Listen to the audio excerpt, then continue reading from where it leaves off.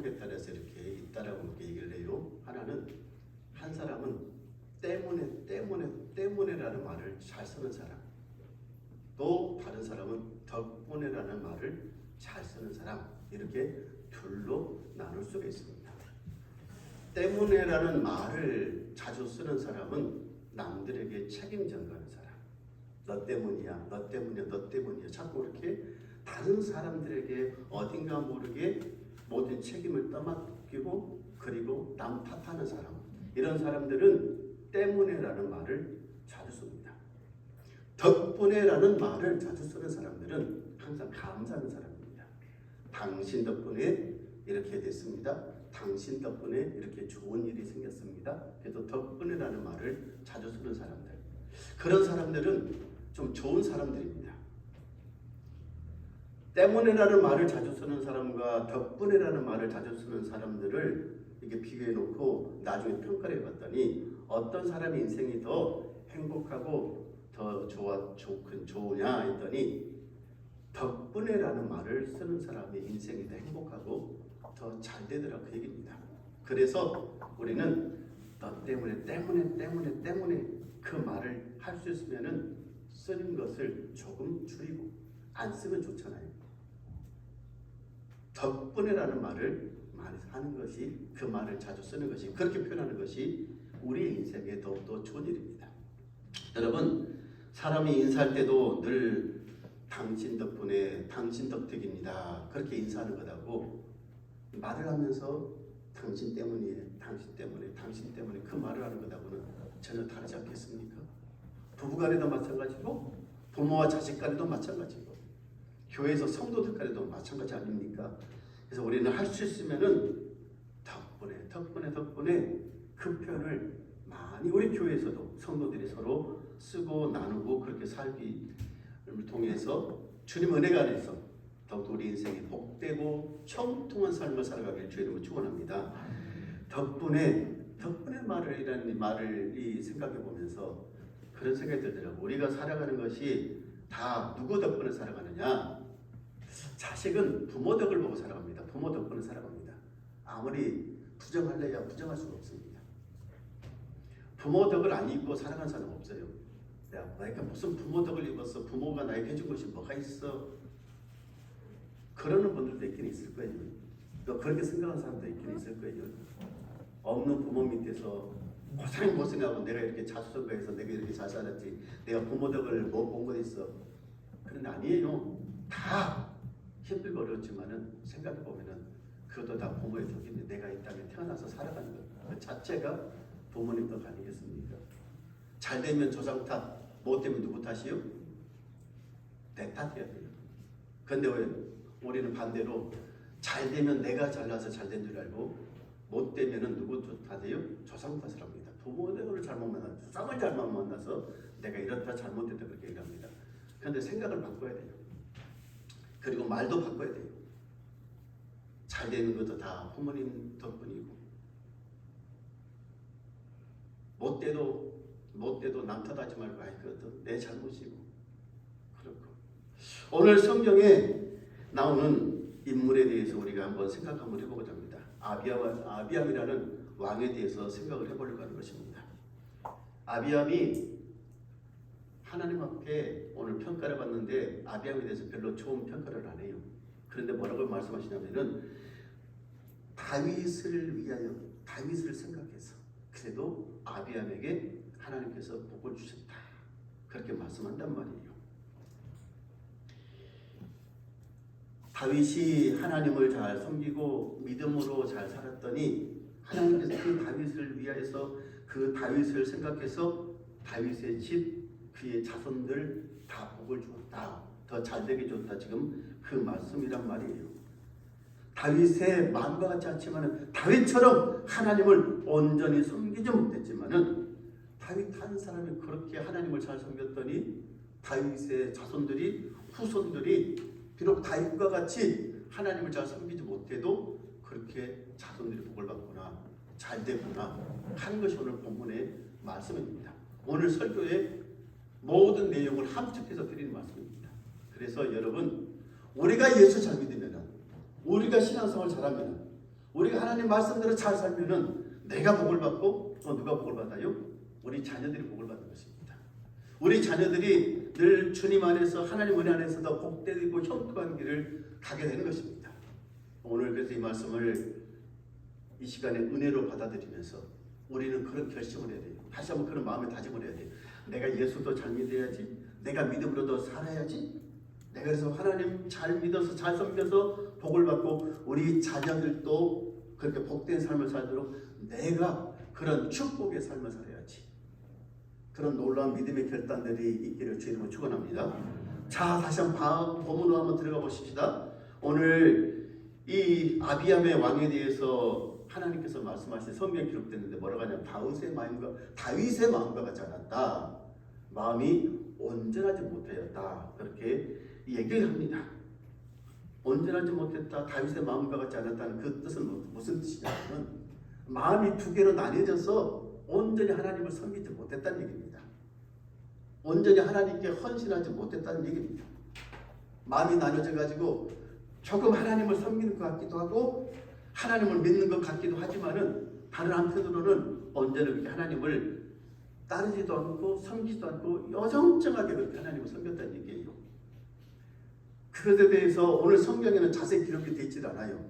그런데 어디에 보면은 그 내용이 잘 기록이 되어 있냐면은 역대하 13장에 가보면은 이 아비암이라는 왕에 대해서 조금 더 자세하게 기록되어 있습니다.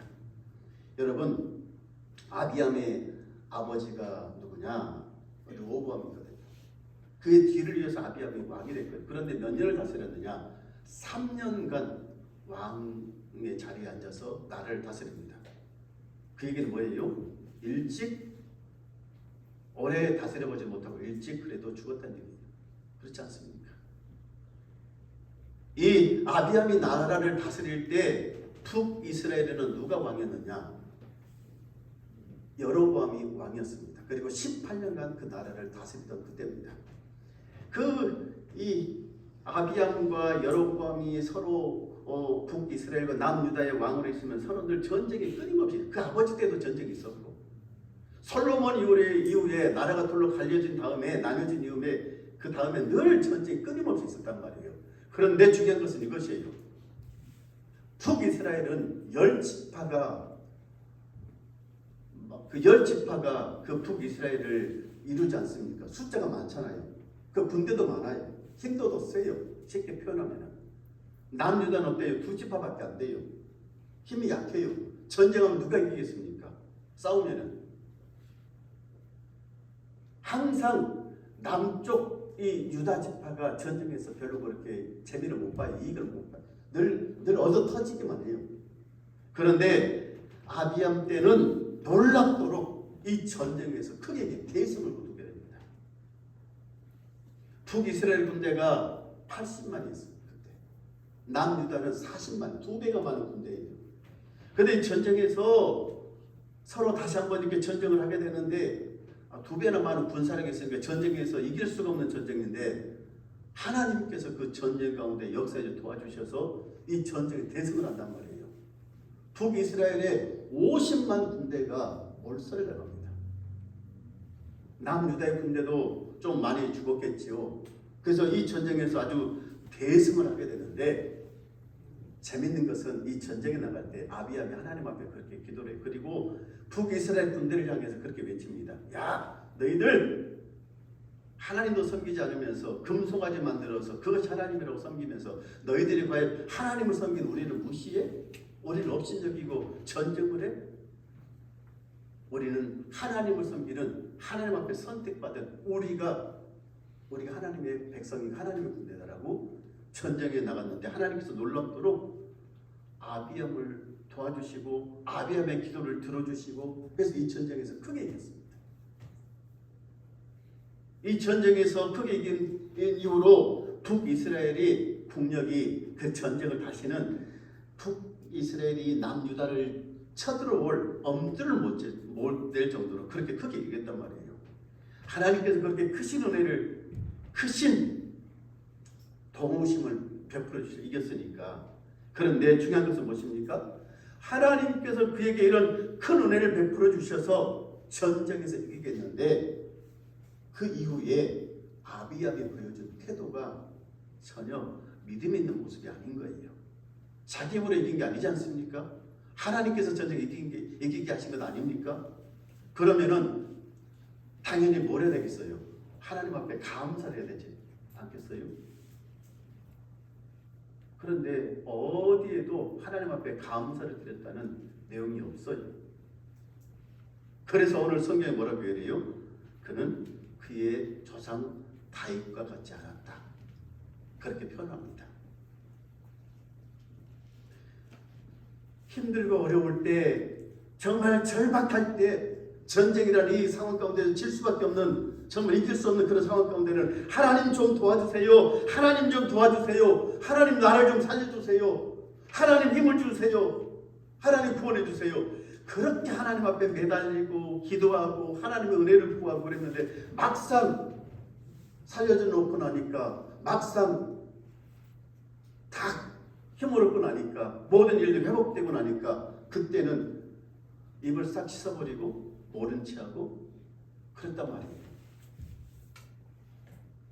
여러분, 이것이 아비암의 첫째 잘못인 것을 보게 됩니다. 우리 성도들은 어떻습니까? 하나님 앞에 은혜를 받고 하나님 앞에 복을 받고 하나님께서 우리를 힘들고 어려운 상황 가운데서 구원해 주시고 하나님께서 우리에게 놀랍도록 복을 주시고 그러면 당연히 뭘 해야 되겠어요? 하나님 그 은혜에 감사하고 하나님께서 베풀어 주신 그 놀라운 구원의 역사에 대해서 축복하심에 대해서 늘 우리가 입술로 표현하고 마음으로 표현하고 물질로 표현하고 다 표현하는 것 아니겠습니까? 그건 당연한 것 아니겠어요? 오늘 예배드리는 여러분 절대로 하나님 앞에 받았던 은혜를 하나님께서 우리에게 베푸셨던 그 놀라운 축복들을 모른 채 하고 싹 외면하지 마십시오. 입 싹 씻지 마십시오. 하나님께서 그것이 섭섭하셨던 겁니다. 내가 이렇게 큰 대승을 거두도록 내 은혜를 베풀었는데 세상에 그렇게 힘들고 어려울 때는 하나님 좀 살려주셔 그러더니 모른 척하고 싹 얼굴 안면을 바꿔버리고 씻어버려. 두 번째 아비암의 잘못이 무엇이냐? 우상 숭배를 용인한 것입니다. 여러분, 전투에 이 전쟁에 나갈 때만 해도 아비암이 뭐라고 소리쳤습니까? 여로보암과 그 군대를 향해서 너희들이 하나님을 선택받은 백성이었는데 하나님 잊어버리고 금송아지 만들어서 베델에다가 그렇게 이것이 하나님이다라고 얘기를 하면서 섬겼는데 너희들이 과연 하나님 백성이 너희들이 하나님 섬기냐 하면서 막 북이스라엘 향해서 그 군대를 향해서 하나님의 이름으로 그렇게 그 군대를 향해서 비난했단 말이에요. 그 하나님의 도심을 구했단 말이에요. 그런데 막상 전쟁에서 이기고 났더니 그리고 뭐라 해야 되나 이 베델 땅을 다시 빼앗습니다. 전쟁에 이겼으니까요. 그 베델 땅을 빼앗았단 말이에요. 북이스라엘로부터. 그런데 당연히 뭘 해야 되겠습니까? 그럼 베델에 있었던 금송아지를 그 우상을 다 없애야 되잖아요. 깨부셔서 불로 태워버리고 땅에 묻어버리고 해야 될 것 아니겠습니까? 그런데 그렇지는 않습니다. 그대로 그도 섬깁니다. 백성들이 그 금송아지를 우상으로 섬기는 것을 그대로 어떻게 해요? 놔두는 것입니다. 역대하 15장에 가다 보면은 이 아비암이 전쟁에 이기고 나서 기고만장해져서 이제 여자를 자기 부인들을 14명이나 둡니다. 그리고 자식들을 많이 낳습니다. 근데 그 부인 가운데는 나중에 자기의 뒤를 이어서 왕이 되는 아사가 있어요. 아사의 엄마가 어떤 사람이냐? 아세라상을 섬기는 여자란 말이에요. 무슨 얘기겠어요? 아비암이 결혼을 그렇게 했다는 말이잖아요. 우상을 섬기는. 그리고 우상을 섬기도록 어떻게 해요? 내버려 두는 거예요. 방치해 두는 거예요. 당연히 전쟁에 나갈 때만 해도 하나님을 불렀던 사람이 막상 끝나고 나니까 이기고 나니까 평안해지니까 우상을 섬기도록 그리고 우상을 섬기는 여자들과 결혼해서 가정을 이루고 그리고 살면서 하나님께서 그 모습 보시고 얼마만큼 슬펐겠습니까? 마음이 아팠겠습니까? 그것이 오늘 아비암의 두 번째 잘못 죄였던 것입니다. 아무리 전쟁에서 승리한들, 아무리 큰 공을 세운들, 사실 이스라엘 역사, 남유다 역사 가운데서 아비암처럼 북이스라엘과의 전쟁에서 이렇게 대승을 거둔 왕은 없었어요.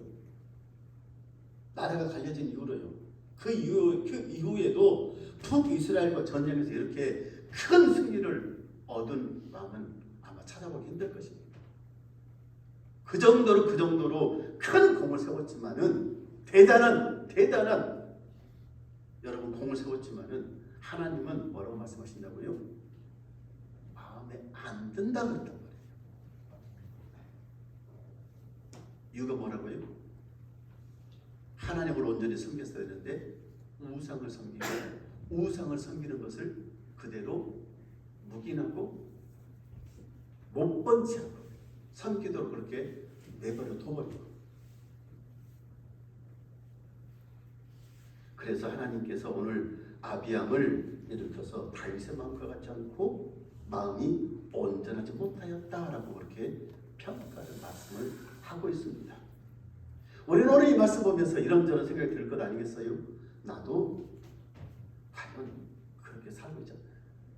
내 자녀들을 바라보면서, 내 후손들을 바라보면서, 아니면은 내 주변에 내 이웃들, 내 친척들을, 내 형제들을 바라보면서 우상을 섬겨도 내일 아니지. 온전히 하나님을 섬기지 못해도 지가 알아서 하겠지.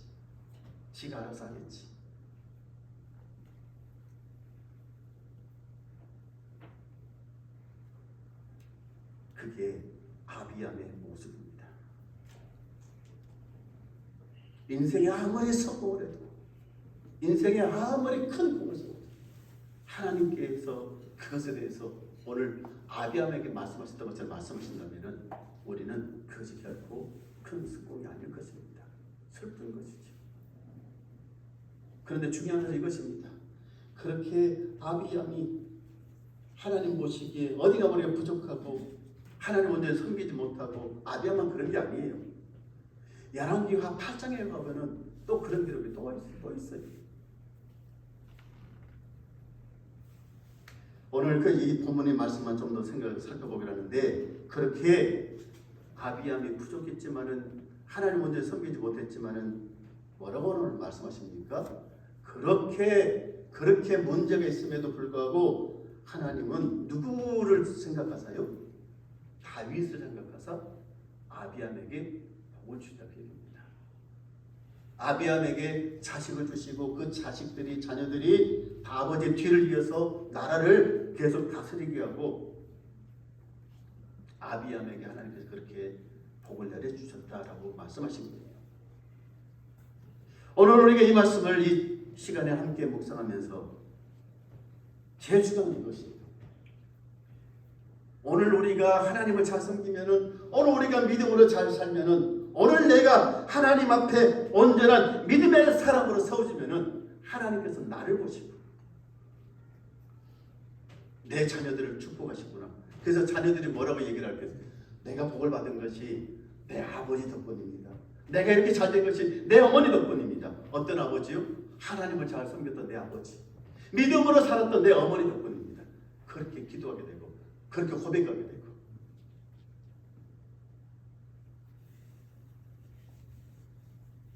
우리 자녀들을 생각하고 지금 예배하면서 그런 생각 들지 않겠습니까? 그런 마음이 들지 않습니까? 우리 자녀들을 생각해 보면은 우리 자녀들은 어딘가 모르게 우리 부모 세대보다는 믿음의 삶이 달라요.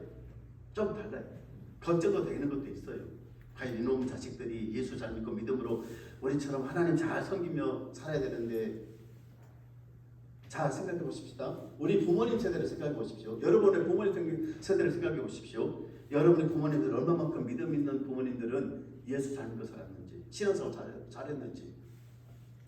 그렇지 않습니까? 지금도 믿음생활, 그러면 보면 내가 이렇게 복을 받고 사는 것이, 내가 이렇게 잘 되는 것이 누구 덕분이라고요? 그렇게 기도로 믿음으로 살았던 내 어머니 덕분이구나, 내 아버지 덕분이구나, 그렇게 고백하게 되는 거예요.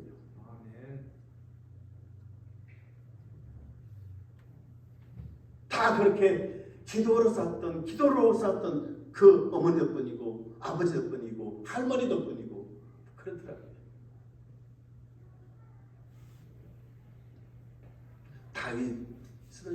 다윗 덕에, 다윗이 하나님을 잘 섬겼던 그 덕에 그 자녀들이 비록 부족하지만은 복을 받았다.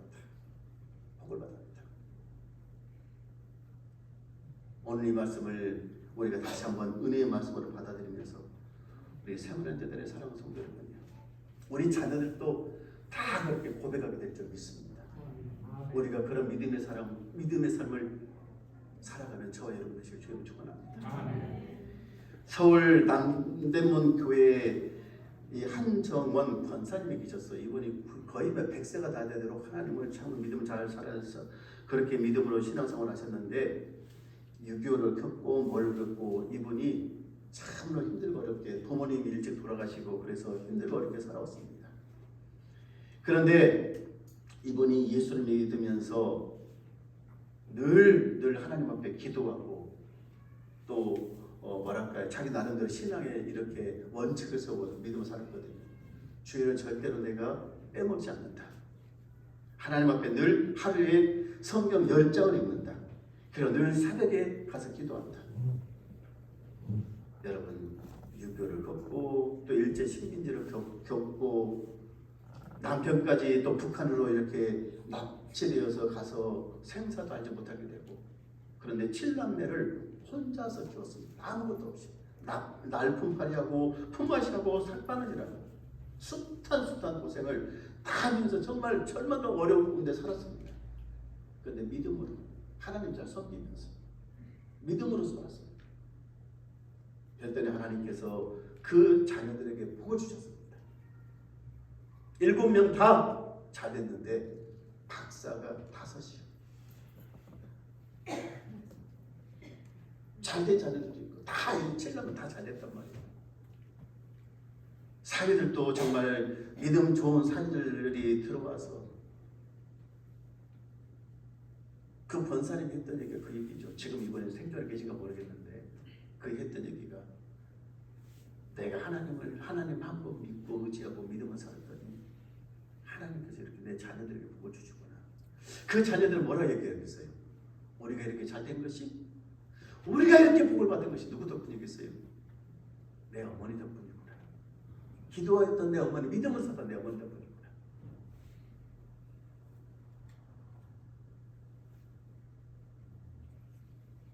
오늘 말씀을 듣는 우리 세문회재단의 모든 가정들마다 오늘 이 자리에 예배하는 여러분, 우리에게, 우리 가정에 이런 귀한 믿음의 역사가, 믿음의 축복이 함께 하실 줄 믿습니다.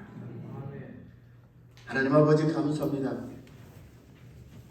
다윗을 위하여, 다윗을 생각하셔서 그의 자녀들에게, 그의 후손들에게 복을 내려 주셨습니다.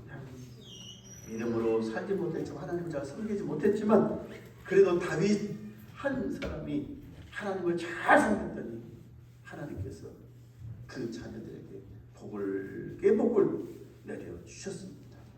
하나님, 우리도 다윗처럼 그렇게 믿음으로 살게 없어서 하나님 잘 섬겨서 우리가 복을 받게 해주시고, 우리 자녀들이 하나님 앞에 더 크게 복을 받는 축복된 사람들로, 가정들로 세워지게 없어서 예수님 이름으로 기도하옵나이다. 아멘.